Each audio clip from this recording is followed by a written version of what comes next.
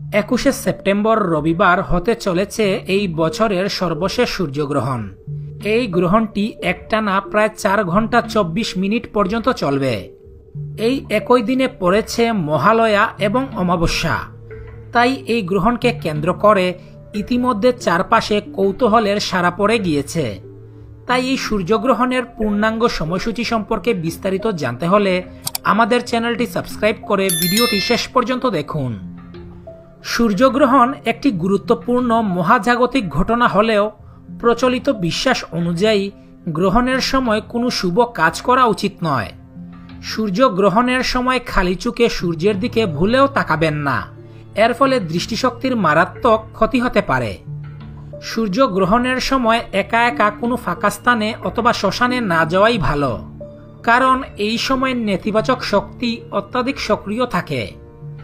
এছাড়াও গ্রহণের সময় কোথাও যাত্রা করা এবং শারীরিক সম্পর্ক স্থাপন করা অনুচিত। সূর্যগ্রহণের সময় খাবার খাওয়া উচিত নয়। বলা হয় সূর্যগ্রহণের সময় খাবার খেলে সমস্ত পুণ্যকর্ম নষ্ট হয়ে যায়। বাংলাদেশের সময় অনুসারে সূর্যগ্রহণটি 21শে সেপ্টেম্বর রাত 11:29 শুরু হবে এবং শেষ হবে রাত্রি 3:53।